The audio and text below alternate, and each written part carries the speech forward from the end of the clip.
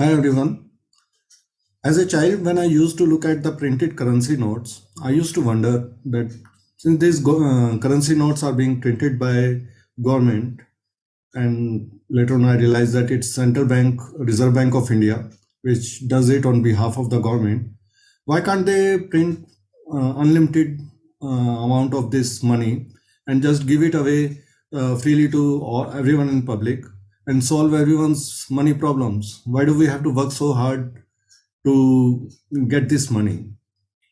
And as a curious child, like, it was a legitimate question, and I asked this question to my mother, and based on her limited knowledge, she told me that no, there is a gold standard in place, and government has to keep some gold reserves, and based on those gold reserves, money is printed, currency is printed.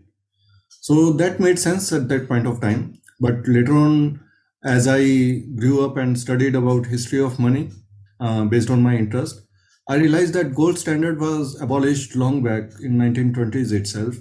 And since then, there have been various currencies which have served as reserve currencies. Earlier, it was British pound, and later on, it's US dollar, which became the reserve currency. And earlier, those reserve currencies themselves used to be valued against the gold. But in 1971, Richard Nixon abolished that gold connection between US dollar and gold reserves. And that way, it all became just floating currencies. So there is no valuation of gold involved in valuation of currencies. So in a sense, yes, countries apart from US, they need to maintain their dollar reserves, and that serves as a standard against which their currencies are evaluated. But what about US? So US has that superpower of printing as much money as much currency as possible, and distribute freely to its citizens to make them rich.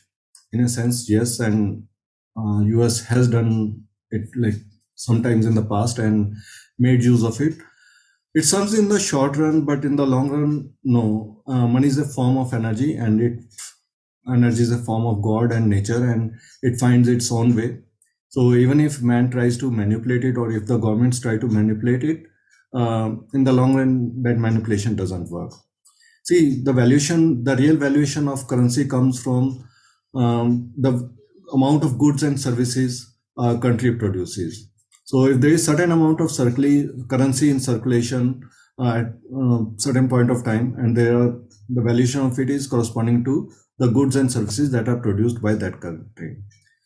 If government mandates increasing the currency printing, thereby bringing more currency into circulation within the country's economy, all that is going to happen is the same goods and services being chased by excessive currency, and that will lead to increase in prices of goods and services, and that in turn will cause inflation. So basically, all that inflation is going to cause is reduction or erosion in the purchasing power of the currency.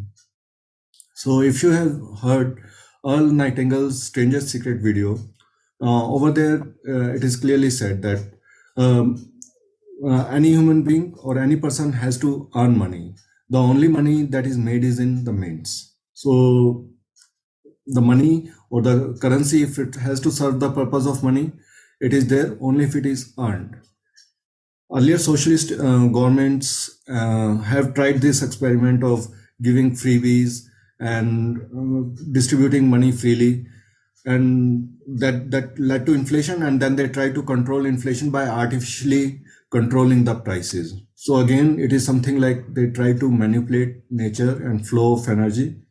But we have seen all those socialist economies failing in the past, because man can manipulate nature and energy for short term, but in the long run, nature finds its own way, energy finds its own way. So I hope it makes sense, and I answered any child's curious question that why governments don't print unlimited amount of money to satisfy everyone's need and solve everyone's problem, because money is a form of energy and needs to be respected, and it has its own valuation mechanism. That's all for now. Talk to you later. Keep following me for more such videos and join my MegaMoney community. Over there, we'll discuss whole money management issues, right from belief system to how to implement the money management system, and how to actually take actions to work towards financial freedom, and how to contribute to the society with money and all other energy forms. So we are covering all those areas in MegaMoney community. Do join my MegaMoney community. Talk to you later. Bye.